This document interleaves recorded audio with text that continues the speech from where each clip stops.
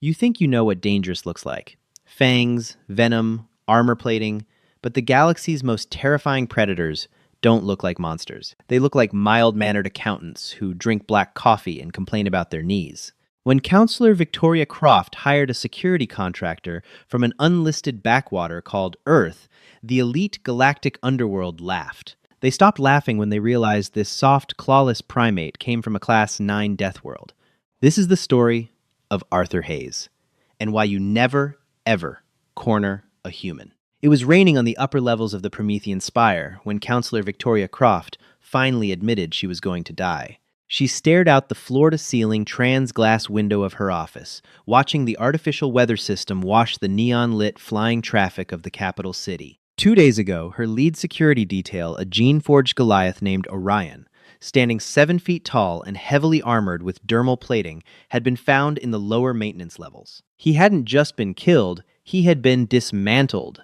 The local authorities called it a random mugging, but Victoria knew better. The Oakhaven Mining Initiative was up for a final council vote in less than 2 weeks. Victoria was the swing vote, and she was staunchly opposing the Kessler Syndicate's bid to strip mine the sector. The Kesslers were ruthless, heavily funded, and had a reputation for making their political obstacles disappear. Orion's death was a warning. The next hit wouldn't be a warning. Desperation drove her away from the standard security firms and into the polished, discreet offices of Aegis Vanguard Solutions, a private military company that operated in the gray areas of galactic law. "You are a difficult woman to keep alive, Counselor Croft," Director Harlan said, steepling his fingers across his mahogany desk. Harlan was an older man, his eyes replaced with top-of-the-line cybernetic optics that whirred faintly as they focused on her.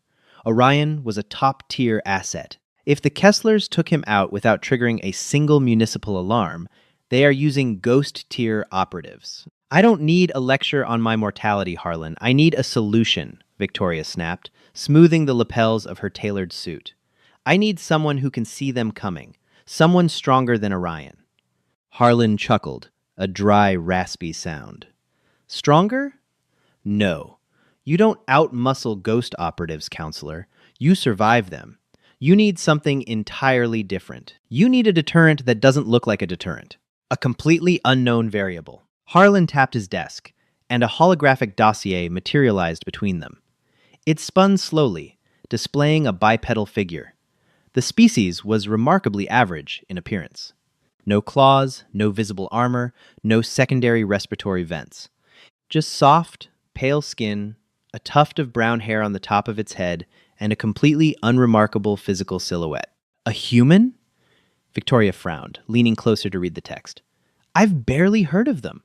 Outskirts of the Orion Spur, correct? They just joined the coalition a decade ago." "Harlan, this man is 5 foot 10 inches. He weighs barely 180 pounds.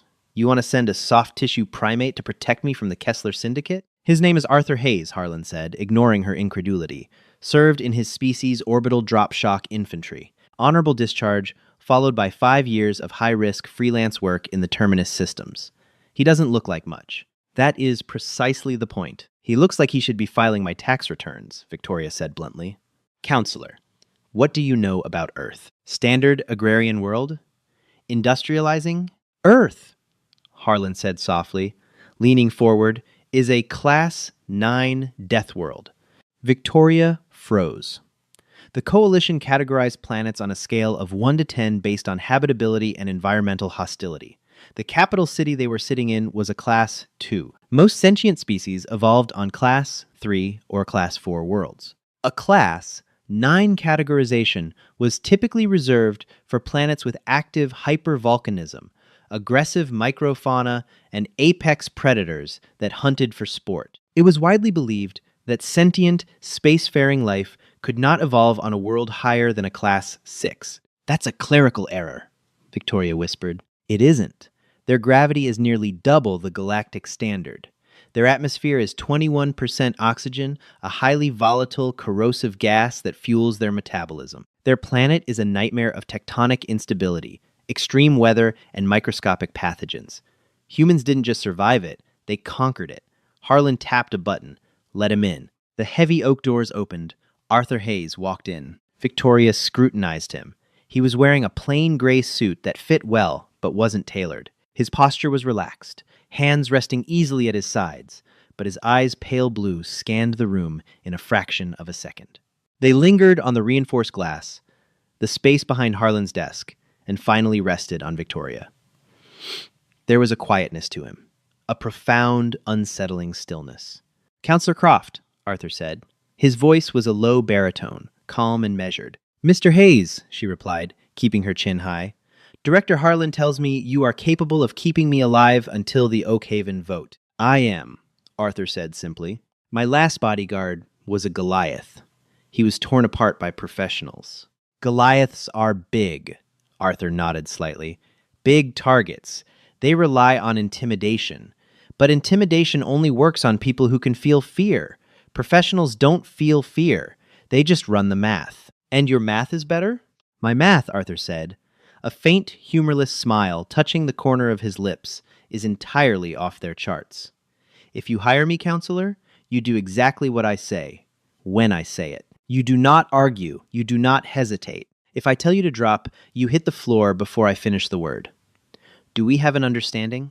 Victoria bristled at his tone, but there was something in those pale blue eyes. It wasn't arrogance. It was the absolute, weary certainty of a man who had seen the worst the universe had to offer and had walked away from it. "We have an understanding, Mr. Hayes," Victoria said, signing the digital contract on the desk.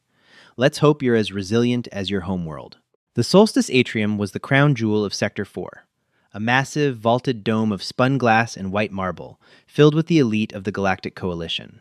Tonight was the annual Charity Gala, a mandatory political theater where alliances were forged over glasses of synthesized champagne and delicate, lab-grown hors d'oeuvres.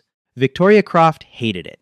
She hated the forced smiles, the thinly veiled threats masquerading as small talk, and most of all, the vulnerable exposure of standing in a room with 300 people.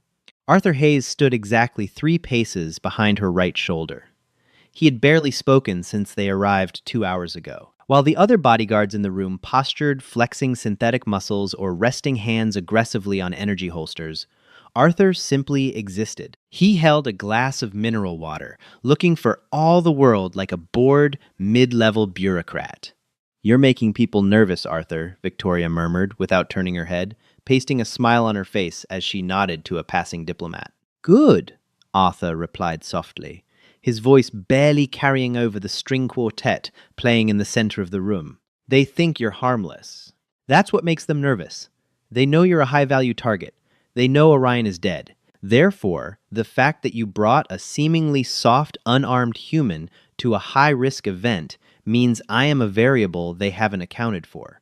Predators hate unknown variables." Victoria took a sip of her champagne. "Do you see anything?" 3 exits. The main rotunda, the kitchen service doors, and the VIP lounge elevator.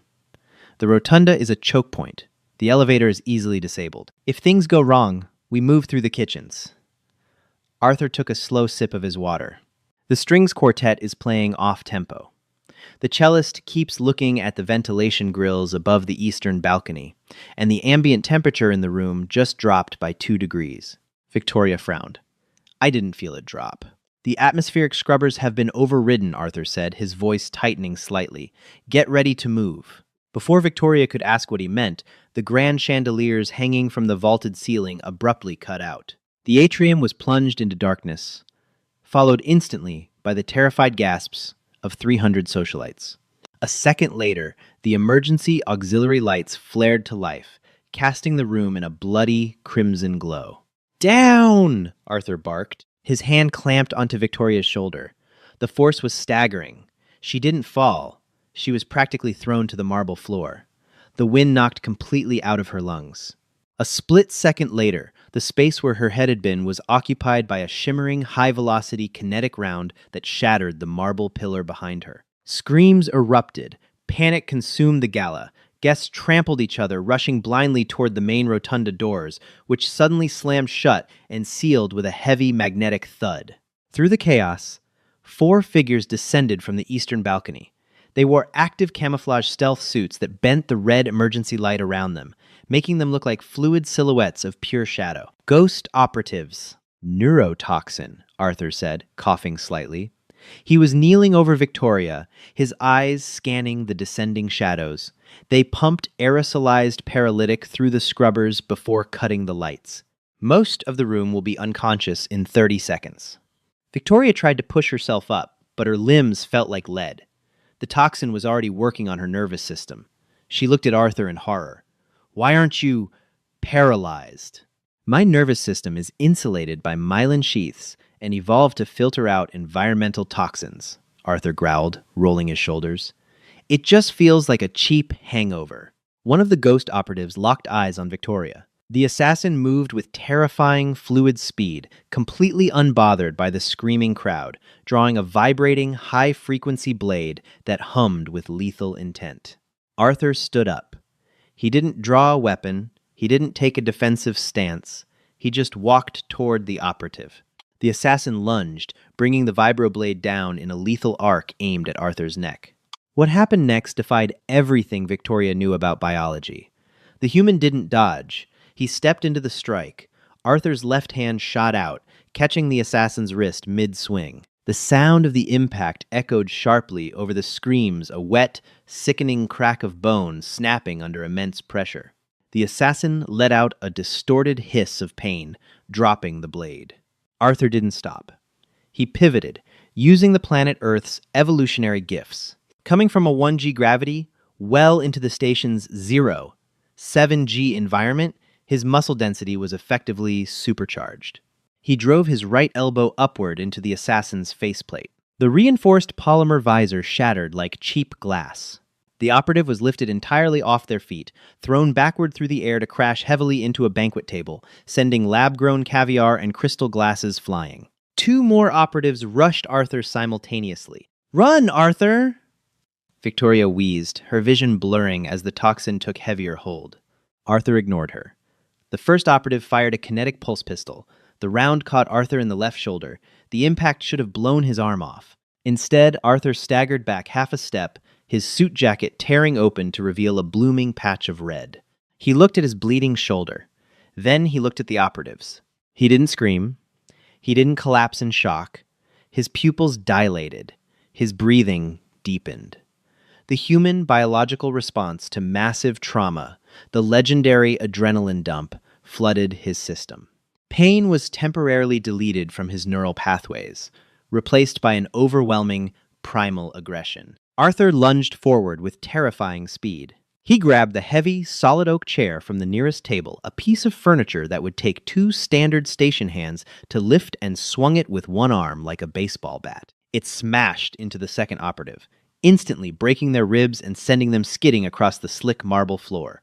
The third operative tried to retreat, realizing with sudden, horrifying clarity that their target's bodyguard was not a soft-tissue bureaucrat. Arthur closed the distance in 2 strides. He tackled the operative, driving them both into the marble wall. Arthur's fist came down in a brutal piston-like rhythm. 1, 2, 3. The operative went limp. The fourth operative, seeing their squad decimated in under 20 seconds, didn't hesitate. They deployed a smoke grenade, cloaked, and vanished toward the kitchen exits. Silence began to fall over the room, save for the moans of the paralyzed guests. Arthur stood up slowly. He was breathing heavily, his chest heaving. Blood was dripping down his left arm, pooling on the white marble. He wiped a smear of blood from his cheek, completely unfazed, and walked back to where Victoria was lying, paralyzed and wide-eyed. He reached down, effortlessly scooped her up with his good arm, and hoisted her over his uninjured shoulder like a sack of grain. "Time to go, counselor," Arthur said, his voice still terrifyingly calm. "The local authorities are going to have a lot of questions, and I really hate paperwork." The safe house was a windowless, subterranean bunker located in the industrial underbelly of Sector 7, far off the official grid. The air smelled of ozone and damp concrete. Victoria sat on a metal cot wrapped in a thermal blanket. The paralytic toxin had worn off a few hours ago, leaving her with a splitting headache and a profound sense of disbelief. She watched from the corner of the dim room as Arthur Hayes stood by a stainless steel sink, calmly performing surgery on himself. He had stripped off his ruined suit jacket and shirt. His torso was a map of old violence. Pale scars of varying shapes and sizes crisscrossed his ribs and back. But it was his left shoulder that drew her attention. The kinetic round had gouged a deep, ugly channel through his deltoid muscle. Any normal species would be in a medical coma, resting in a sterilized colto tank. Arthur had a bottle of cheap, synthetic bourbon. He took a swig directly from the bottle, grimaced, and then poured a generous splash directly into the open, bleeding wound. Victoria winced, turning her head away. Arthur, please. You need a medical drone. You need a bioweaver. Bioweavers are trackable, Arthur grunted, picking up a curved, primitive metal needle threaded with what looked like reinforced nylon. And I don't trust any machines I didn't build right now. This will do fine. You are sewing your own flesh together, Victoria said, her voice trembling slightly. Like a primitive garment. It's called stitches, counselor. Humans have been doing it for thousands of years. Arthur pushed the needle through the edge of his wound. He didn't even flinch. He just pulled the thread tight. Victoria pulled her datapad from her coat pocket. Her hands were still shaking slightly. For the past 2 hours, while Arthur secured the perimeter, she had been reading the Galactic Codex entry on Earth. Class 9. Deathworld. Gravity 9.8 meters per square second. Atmospheric composition 78%. Nitrogen 21%. Oxygen. Notable flora, fauna, hyperadaptive. Note on dominant sentient species: Homo sapiens. Extreme physical endurance, high bone density, capable of synthesizing chemical stimulants internally. Adrenaline. Epinephrine during combat or trauma. I read your planet's file, Victoria said quietly into the silence of the room.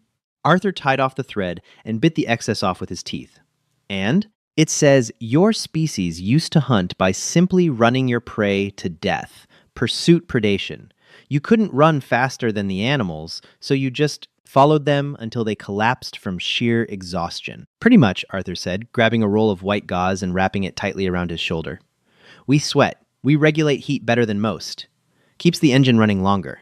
You took a kinetic round to the shoulder, Arthur. You should be dead from the hydrostatic shock alone. Arthur finally turned to look at her. He leaned against the sink, the half-empty bottle of bourbon dangling loosely from his right hand. Earth gravity compresses us, Victoria.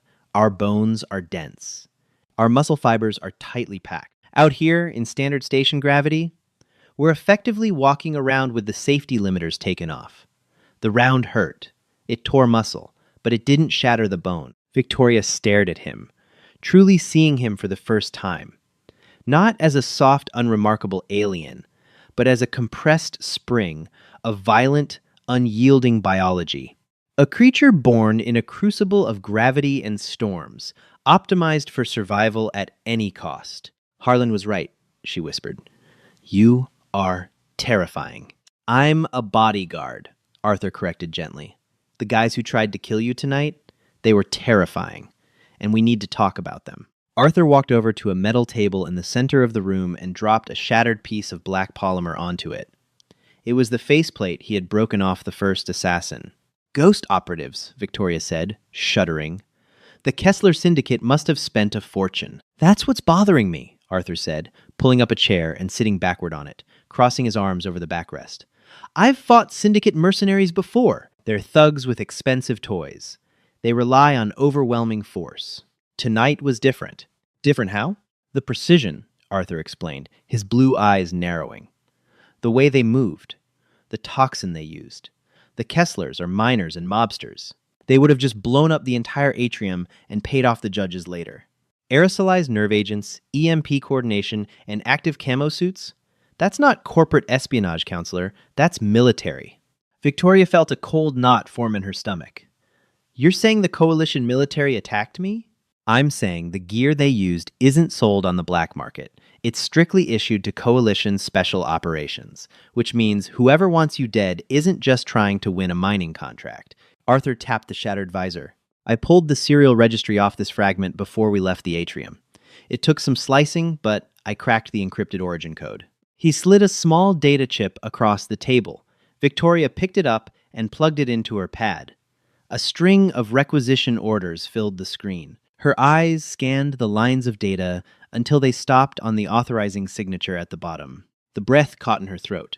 Authorized by High Counselor Dalton, Office of Coalition Security. Dalton, Victoria breathed, the blood draining from her face. Dalton is my mentor. He's the one who brought me into the council.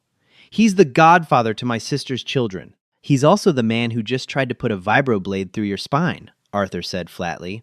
Why? Victoria's voice broke. It makes no sense.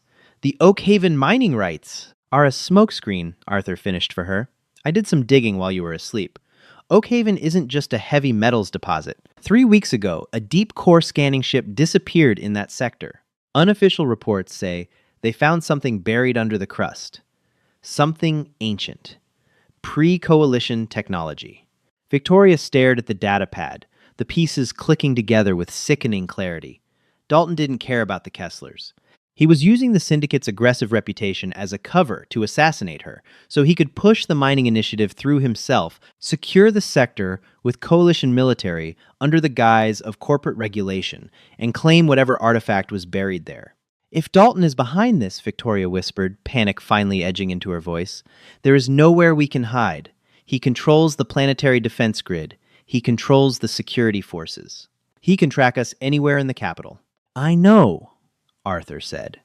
He stood up, picked up his bloody suit jacket, and began stripping the intact tactical lining from the inside. You don't understand, Arthur.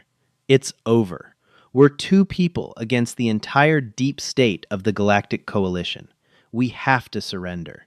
Maybe if you confront him, you die, Arthur said, his tone shifting. The calm, measured bureaucrat was gone. In his place was the apex predator from a Class 9 Deathworld. His eyes were cold, calculating, and utterly devoid of fear. He controls the grid. He controls the armies. He thinks he holds all the cards. Arthur walked over to a heavy weapons locker in the corner of the bunker. He punched in a physical passcode, and the heavy steel doors hissed open, revealing an arsenal of kinetic rifles, high explosives, and heavy trauma gear. What are you doing? Victoria asked, her heart hammering against her ribs. Arthur pulled a heavy, matte black kinetic assault rifle from the rack and checked the action. The metallic clack-clack of the bolt, chambering around, echoed loudly in the small room. I signed a contract, Counselor Croft.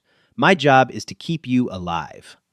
Arthur slung the rifle over his uninjured shoulder and began loading heavy-density plasma grenades into a tactical rig. You can't fight the entire Office of Coalition Security, she cried out. Arthur stopped, looking back at her.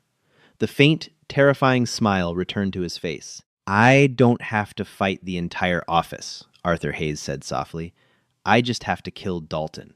They sent the monsters after us, Victoria. It's time we showed them what a real monster looks like. The subterranean transit tunnels beneath the Capitol were a labyrinth of dripping pipes, flickering lumen strips, and the deafening roar of automated cargo trains. Victoria Croft felt the exhaustion settling into her bones. She had been awake for 26 hours. Her alien physiology, standard for a Class 2 world, demanded a rigid sleep cycle to flush neural toxins. Without it, her vision blurred, and her hands trembled. Arthur Hayes, however, was a terrifying picture of biological efficiency. He moved through the gloom with a steady, loping stride, his heavy kinetic rifle resting easily against his chest. He had swallowed 2 tablets of synthesized caffeine, a mild human neurostimulant that would give most coalition species a cardiac event, and simply kept going. The bleeding in his shoulder had stopped entirely. His body was already repairing itself, prioritizing survival over comfort. We cannot just walk into the High Council's spire, Arthur, Victoria said, her breath pluming in the damp air as she struggled to keep up with him. Dalton is the head of security. The spire is garrisoned by the Aegis Guard. They wear powered armor. They carry plasma repeaters. You are one man with a bullet wound. Arthur stopped at a heavy blast door marked with faded hazard stripes. He knelt, pulling a small analog toolkit from his tactical webbing. Plasma is an intimidation weapon, Victoria. It's loud, it's bright, and it cauterizes the wounds it makes, which, ironically, saves lives. Earth didn't build weapons to intimidate, we built them to kill. He pulled a heavy, squared-off sidearm from his holster and checked the chamber. This is a custom frame based on a design by a human named John Moses Browning, Arthur explained, his voice echoing softly in the tunnel. We call it a Colt 1911 pattern. It's over 1,000 years old. The Coalition relies on energy shielding to stop lasers and plasma. Energy shields are triggered by heat and high-velocity energy spikes. Victoria watched as he loaded a heavy, brass-cased magazine into the grip. What does that weapon fire? 400-grain, depleted uranium slugs, Arthur said, his pale blue eyes locking onto hers. Pure kinetic mass. It travels just under the velocity threshold required to trigger standard military shielding. To an Aegis Guard's armor, these rounds don't exist until they are already punching through their internal organs. He turned back to the blast door, slicing into the electronic lock with a handheld decryptor. We aren't going to the Spire. Dalton won't be there. He's a tactician. He just sent a ghost squad that failed to report back. He knows we survived. He knows I have his requisition orders. Then where would he go? His private estate, Arthur said as the heavy doors hissed open, revealing a vertical maintenance shaft that stretched upward into the darkness. The Blackwood. No. Wait. The Ironwood Manor on the coastal cliffs. It has a private spaceport, independent atmospheric scrubbers, and a localized defense grid. If things go wrong, he can evacuate off-world in 3 minutes. Victoria felt a chill run down her spine. The Ironwood estate is impenetrable. It's built on a sheer rock face overlooking the Cerulean Sea. The only way in is across a heavily guarded bridge. The only way in for you, Arthur corrected gently. He reached into his pack and pulled out a harness, tossing it to her. Put that on. What is this? Climbing gear, Arthur said, looking up the dark, echoing shaft. We're going to bypass the transit grid, take the service elevators as high as they go, and then we are going to walk through the rain to the cliffs. They will be watching the bridge, the sky, and the tunnels. They won't be watching the cliff face. You expect us to scale a 200-foot vertical rock wall in a Class 2 storm? Victoria asked, her voice cracking with sheer disbelief. The wind shear alone will throw us into the ocean. My species does not have the muscular endurance to pull our own body weight up a cliff. Arthur stepped close to her, securing the buckles on her harness with practiced efficiency. His hands were steady, his demeanor entirely unflappable. You don't have to pull your own weight, Victoria, he said softly, clipping a heavy-duty synthetic tether from her harness to his own waist. You just have to hold on. Humans evolved in trees and on mountains. We are persistence hunters. Gravity is our oldest enemy, and we have been beating it for 200,000 years. He pulled a pair of spiked kinetic pythons from his belt. Keep your head down. Don't look at the water, and whatever happens, do not scream. The storm lashing the coast was a torrential downpour of freezing, acidic rain whipped into a frenzy by gale-force winds. The Ironwood Manor sat atop the jagged basalt cliffs like a glowing, armored fortress. Its searchlights cut through the sheets of rain, scanning the air lanes and the heavily fortified bridge that served as the only official entrance. Below, in the crushing, violent darkness of the cliff face, Arthur Hayes was doing the impossible. He was 200 feet above the raging sea, hanging off the sheer, slippery rock by his fingertips. The wind howled, tearing at their clothes, desperately trying to peel them off the stone. Victoria was strapped tightly to his back, her eyes squeezed shut in sheer terror, her arms wrapped around his neck. She could feel the mechanical, rhythmic flex of Arthur's muscles. Every time he moved, he drove a piton into the microscopic fissures in the rock, hauling both of their combined weights upward with terrifying, sustained power. His breathing was heavy, a ragged hiss through clenched teeth, but he did not stop. In the Galactic Coalition, a physical feat of this magnitude required a heavily augmented exosuit. Flesh and blood were supposed to tear. Lactic acid was supposed to cripple the muscles. But the human biology simply consumed its own fat reserves, flooded its pain receptors with endorphins, and forced the machine to keep working. Thwack! Arthur drove the final piton over the edge of the estate's retaining wall. He grunted, a primal sound of exertion, and hauled himself over the lip, dragging Victoria with him onto the manicured, rain-slicked synthetic grass of the estate's outer gardens. They collapsed behind a decorative stone planter. Victoria was gasping for air, shaking violently from the cold. Arthur immediately unclipped her harness, his chest heaving, steam literally rolling off his skin into the freezing rain as his body radiated immense heat. "Stay low," he whispered, drawing his kinetic rifle and scanning the courtyard. Through the pouring rain, Victoria could see 4 Aegis guards patrolling the perimeter. They were heavily armored in polished white ceramic plating, armed with military-grade plasma repeaters. Their helmets featured glowing optical slits that swept the grounds with thermal imaging. "They have thermals, Arthur," Victoria chattered, her teeth clicking together. "They'll see our heat signatures." Arthur reached down and scooped up a handful of freezing, wet mud from the flower bed. "Thermals only work if there's a temperature differential on the outer layer," he said, and proceeded to smear the freezing mud over his face, neck, and the exposed parts of his tactical gear. He grabbed another handful and gestured to her. "Cover your face. It will drop your surface temperature long enough for us to cross the courtyard." She complied, shivering violently as the freezing mud clung to her skin. "Wait here," Arthur said. He melted into the darkness, moving with a silent, fluid grace that seemed entirely at odds with his brutal strength. Victoria watched from the shadows. An Aegis guard paused near a stone archway, his thermal visor sweeping the area. He saw nothing. He didn't even hear the footsteps behind him. Arthur emerged from the rain like a phantom. He didn't shoot. He didn't shout. He simply grabbed the back of the guard's helmet, dug his fingers into the armored neck joint, and twisted violently. The heavy, reinforced ceramic snapped with a sickening crunch. Arthur caught the massive, armored body before it hit the ground, lowering it silently to the grass. He moved to the next target. It was a systematic, terrifying dismantling of elite security. The guards were expecting an army. They were expecting high-yield explosives or dropships. They were entirely unprepared for a solitary pursuit predator that bypassed their sensors by slathering itself in dirt and breaking their necks with bare hands. Within 3 minutes, all 4 exterior guards were dead. Arthur waved Victoria forward. They reached the massive transglass doors leading into the manor's grand foyer. The security lock was high-grade military encryption. Arthur didn't even bother with his decryptor. He stepped back, raised his right leg, and delivered a devastating front kick directly into the magnetic locking mechanism. The sound of shattering metal and cracking glass echoed over the storm. The heavy doors blew inward, alarms instantly shrieking to life. The element of stealth was gone. Now it was about speed. "Move!" Arthur roared, grabbing her arm and pulling her into the lavish, brightly lit foyer. 3 more Aegis guards rushed down the grand staircase, raising their plasma repeaters. The air turned into a blinding light show of superheated blue plasma.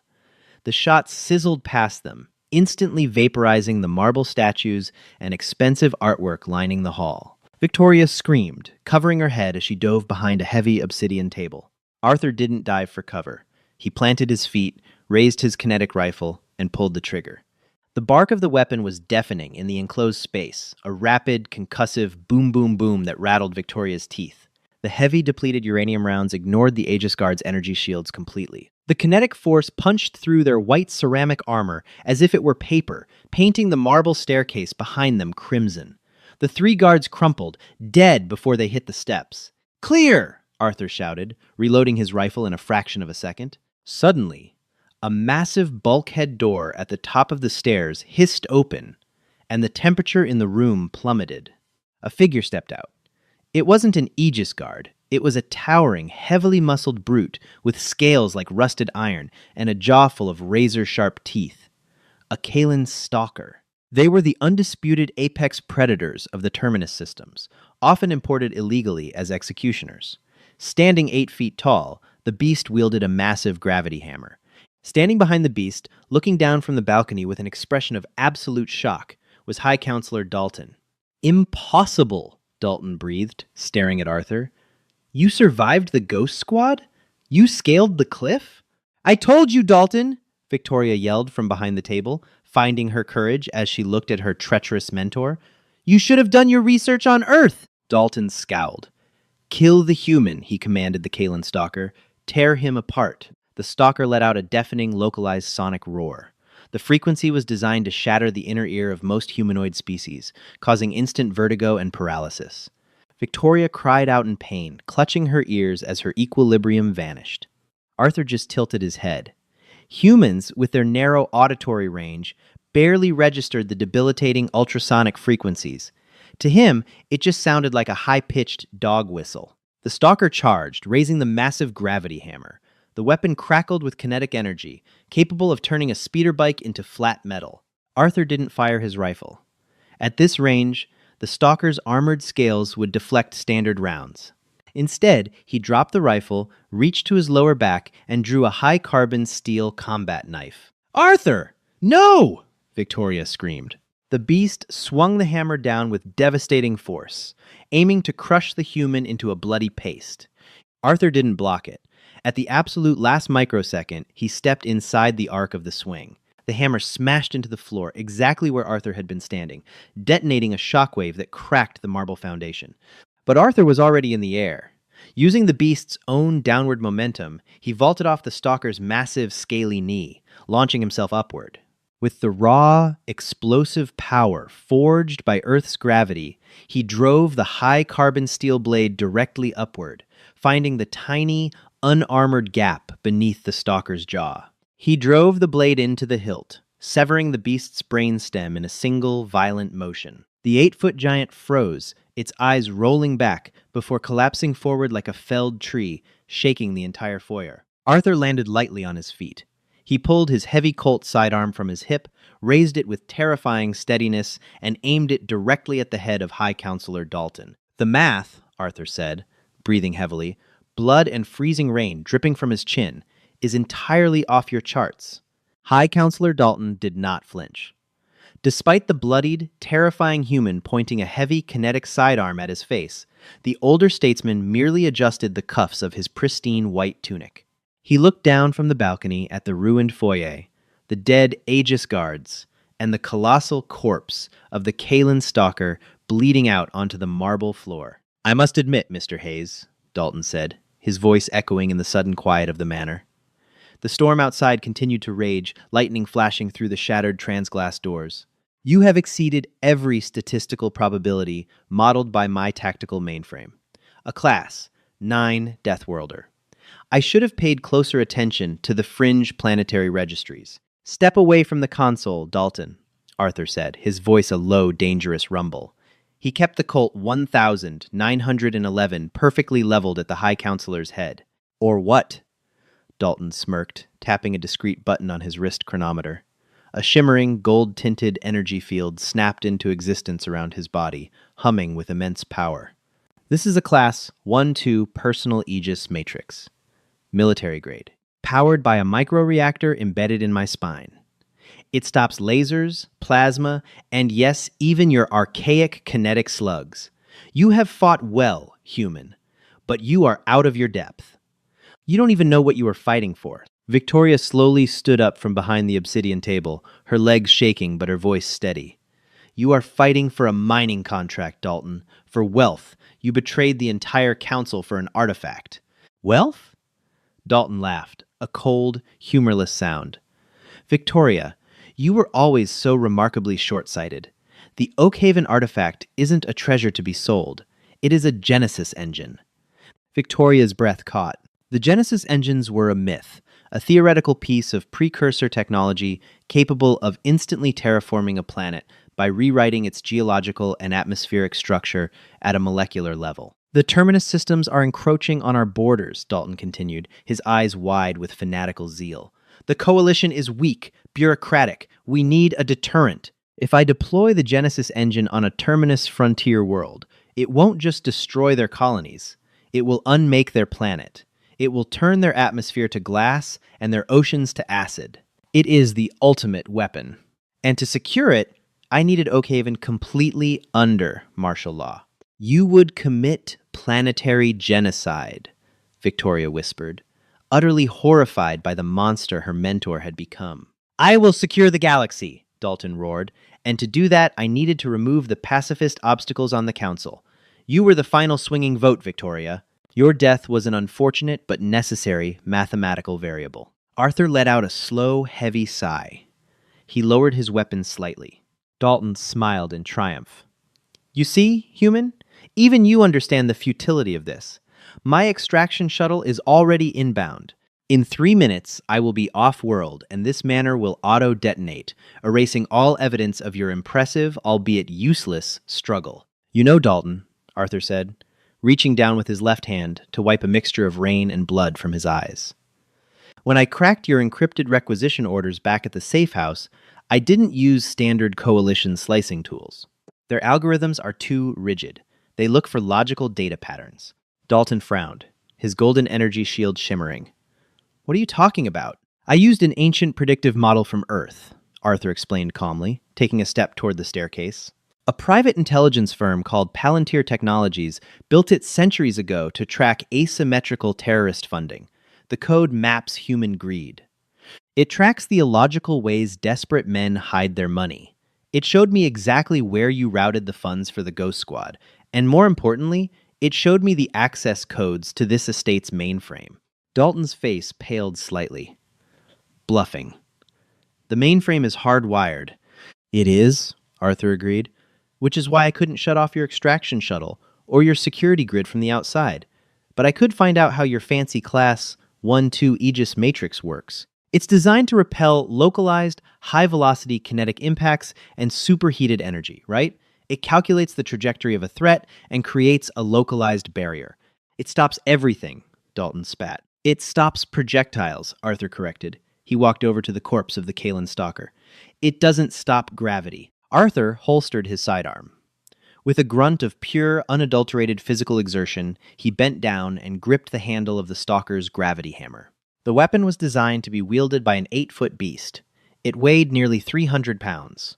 Arthur's muscles corded, the veins in his neck bulging as the brutal gravity of Earth channeled through his frame.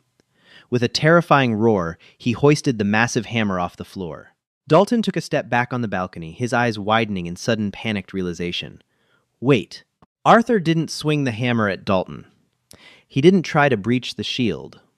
He swung the hammer directly downward, smashing it into the structural support pillar at the base of the marble balcony. The kinetic shockwave was deafening. The hyper-dense metal of the hammer connected with the structural load-bearing marble, releasing a localized gravity distortion that shattered the foundation of the grand staircase. The balcony groaned, a terrible rending sound of tearing steel and breaking stone. Dalton shrieked as the entire structure gave way. The personal energy shield protected him from falling debris, but it could not suspend him in midair. Dalton plummeted 20 feet, crashing into the ruined foyer amidst a localized avalanche of heavy marble and twisted metal rebar. A massive slab of the balcony pinned Dalton to the floor, trapping his legs and lower torso under several tons of rubble. His shield flickered and died, the micro-reactor unable to sustain the continuous crushing pressure of the massive stone block. Arthur stood amidst the settling dust, breathing heavily, the gravity hammer resting on the floor beside him. He walked over to the trapped High Counselor. Dalton was coughing up blood, his pristine tunic ruined, desperately trying to push the multi-ton marble slab off his crushed legs. "You see," Arthur said quietly, looking down at the broken man, "we humans have a saying, originally coined by old Earth aerospace engineers at Lockheed Martin. Don't design a system to survive the weapon. Design the weapon to destroy the environment the system relies on." Victoria slowly picked her way through the rubble, standing beside Arthur. She looked down at the man she had once viewed as a father figure. There was no pity in her eyes, only the cold, hard resolve of a survivor. "Victoria," Dalton wheezed, reaching a trembling hand out toward her. "Please, I can transfer the Oakhaven coordinates. I can give you the Genesis engine.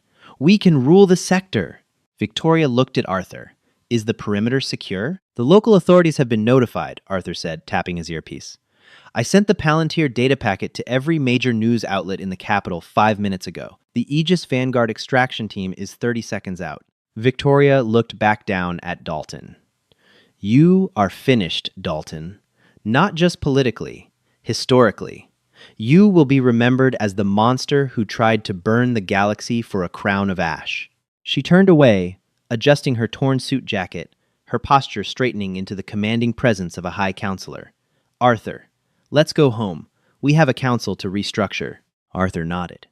He didn't look back at Dalton as the wail of police sirens began to cut through the howling storm outside. The transition of power was swift and merciless. When the sun finally rose over the capital city, the political landscape of the Galactic Coalition had been forever altered. The data Arthur had decrypted and broadcasted acted as a catalyst. The public outrage was instantaneous. By noon, the Office of Coalition Security had been raided by Internal Affairs, and Dalton's loyalists were rounded up and imprisoned. 3 days later, Victoria Croft stood at the podium in the center of the Grand Senate chamber. The room was packed with thousands of representatives from 100 different worlds. The silence was absolute. For too long, we have allowed the shadows of ambition to dictate the light of our diplomacy, Victoria's voice rang out, clear and uncompromising. High Counselor Dalton sought to weaponize our future. He sought to use the Genesis engine not to build, but to erase. As of this morning, I have signed the Oakhaven Sanction. The sector has been quarantined by a joint species blockade. The artifact will not be recovered. It will be entombed forever. A murmur of agreement rippled through the massive chamber. Furthermore, Victoria continued, her gaze sweeping over the assembled politicians, mob bosses in fine suits, and military generals.